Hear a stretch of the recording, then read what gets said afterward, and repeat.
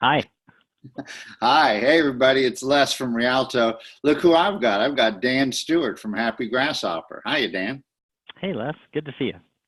Good to see you. Dan, as you know, we are taking a deep dive into referrals right now. Hmm. And in our referral study, the primary question we're getting is how to get more referrals out of a database. So these are databases that are warm and they have good conversations with them. And yet we're having people tell us still they wish they had more creative and effective ways to get referral activity out of their database. And as you can imagine, that made me think of you because of the unique way that Happy Grasshopper builds communication with clients. And so could you tell us a few things about that? Yeah, for sure. First, thanks for the question because I think everyone in business wants more referrals. Referrals are inexpensive, they're readily available, and they come with the seal of approval from a person who's already trusted, right? So Yeah. it's a no-brainer to want to get more referrals in your business. So what most people do is they ask for them. Ugh, that's such a mistake. Like, hey, Les, who do you know that could benefit from my services? Could you make a few referrals? That answer is it's so hard to give, right? It puts too much knowledge responsibility on the person you're asking the favor from. Right. It makes me feel like I need to organize information for you, reach out to those people, make introductions. Like I've Yeah, got several too tasks per much. referral. Yeah, Yeah. it's way too much to ask. So, I'll use an example for say a real estate professional. Like, you typically see people who will reach out and say things like, "My business is based on referrals," or "I'm never too busy to accept referrals from people like you." And that language is bad because it's using the word referral, which, this is typically an ask with very little give, right? So, think about what you do in your life. Are you willing to help a friend? Yes or no? Oh, Chances are absolutely. you are, right? All of us are willing to go the extra mile and ask or to help people when we've been asked to help. So that's the question: is how can you rephrase this request for a referral in such a way that someone wants to actually help you by providing that referral, right? So I'll give you an example. If I'm a real estate agent and I'm writing you a message, Les, and I say something at the end of like, by the way, I know there are a lot of people who'd love to live in your neighborhood. Do you know anyone who's thinking of moving? Question mark, right? Yeah. Now, is that not a great question? Do you know anyone who's thinking of moving? They know the answer to that. They do or they don't, right? You're not sending Yeah. them on some data quest to figure out whether or not they know a referral for you. You're asking them a simple question they know the answer to, and so they'll engage. And that same technique you can use in a lot of different ways. So you specifically asked me about the warm segment of the database. Well, what Yeah. about the cold segment?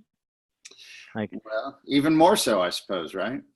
well, I mean, so it's powerful if you can generate referrals from people who already feel good about you. And it's tremendously more powerful if you can generate referrals from people who don't even know you, right? So I have a client here in the Tampa area who's just absolutely crushing it with a door knocking script where he goes around and he knocks on the door and he says, "Oh gosh, I'm so glad you answered. Do you have a minute? I could really use a hand." And what do you think people say to that? Sure. Yeah, like what's wrong? What's going on? Is there an accident? Is something on Are you fire? okay? What's up? Right, yeah. There's that sort of a need to immediately pitch in and help. And he can say, "Oh, well gosh, I don't mean to alarm you. My name's Alex and I'm a local real estate agent. I'm desperate right now because there's so many people who want to live in your neighborhood. Do you know anyone who's either thinking of selling now or who maybe we could convince to move if we got them just a crazy amount of money for their home?" Right? That's easy to answer, right? Those are questions that they probably can go, "Oh, a crazy amount of money for the home? What's a crazy amount of money for the home?" Right? Maybe that goes somewhere with them. And it's certainly if they do know that the neighbor is thinking of moving, they're going to bring that up. And then you have that warm referral. "Hey, it's me, Dan. I was just talking with Les down the block, and he mentioned that you might be considering moving. And I happen to know people who'd love to potentially purchase your home. So I'm thinking we should get together about that." Well, that is extra cool because you got a conversation going with that technique, and then you leverage that technique to make the next one warmer. Yeah. Yeah.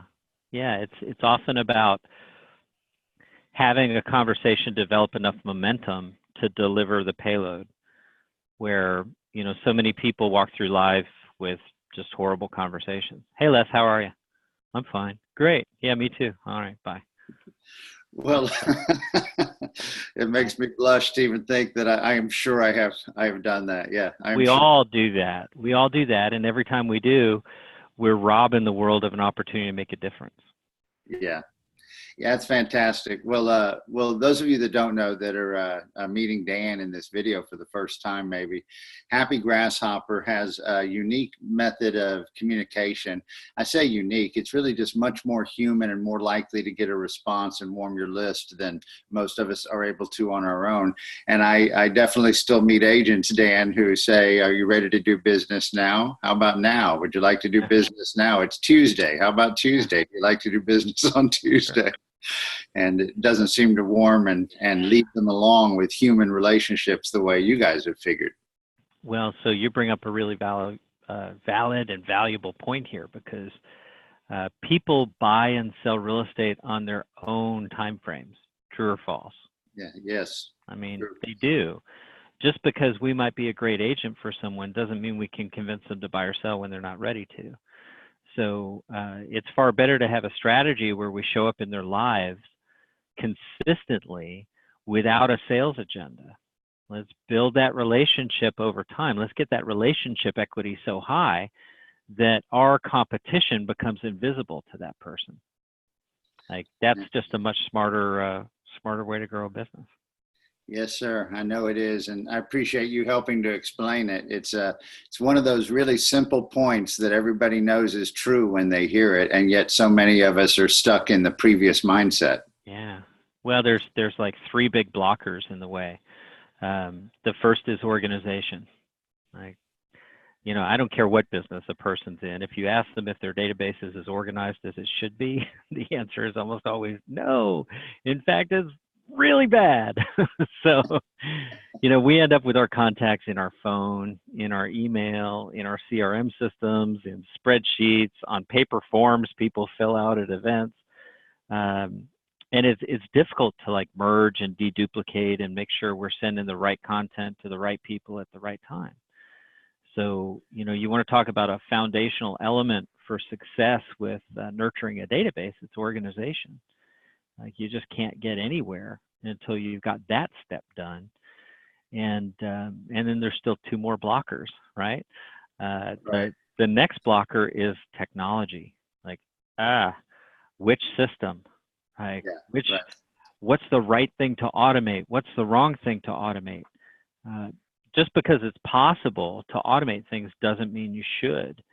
Like, for example, there are a lot of smart people I know, friends of mine in the industry that are developing AI to have communications with people who are ready to buy, sell, or invest instead of letting the agent have the conversation.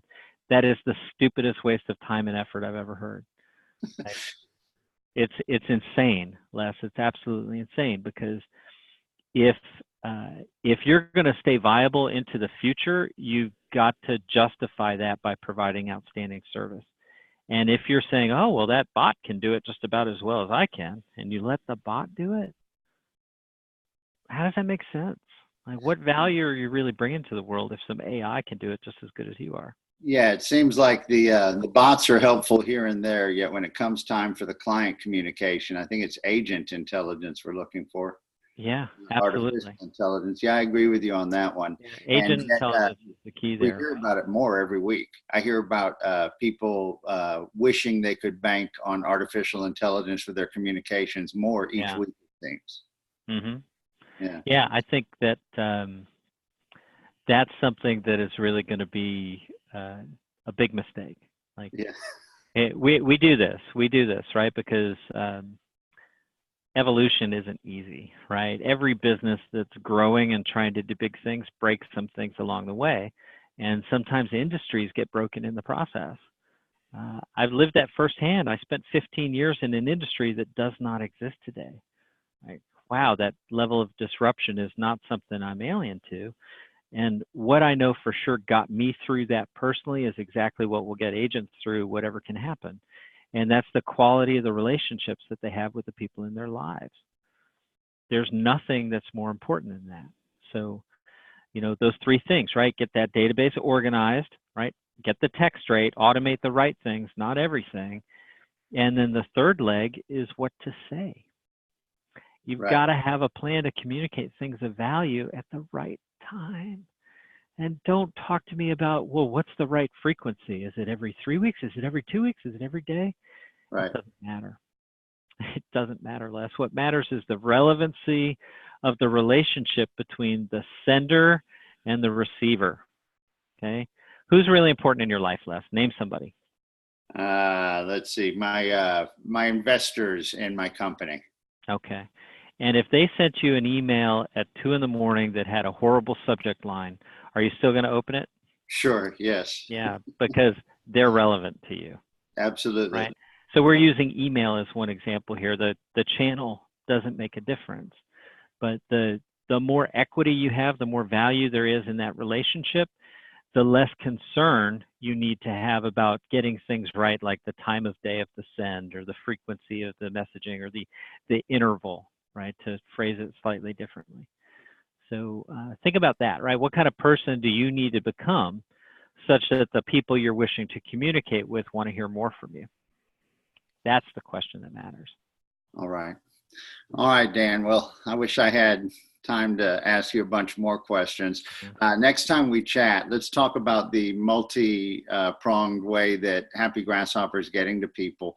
We know that email usage is great, yet we also know that some people prefer other methods of communication. And I know Happy Grasshopper is becoming expert in all of them that are relevant to the work that we do. So next time we chat, maybe we can get some more about that. Yet right now, you want to sum up what you were just saying in referrals in a nice, tidy statement for me? I will absolutely do what I can. So first, let's just acknowledge that referrals are the fastest, best lead you can ever get, right? Someone who's been referred to you is already bringing with them some level of trust. So for God's sake, don't ask for referrals, right? Ask for people that you can help. Who do you know that needs X, right? Or I have an issue because people need this. Do you know anyone who can Y? That puts it in a frame where people feel a social obligation to help, and it's not mercenary. It's not about your bank account. It's about solving a problem that's impacting people's lives. Fantastic. All right, everybody. You want to know a little bit more about Happy Grasshopper? You can sure find them. They're not hiding at all.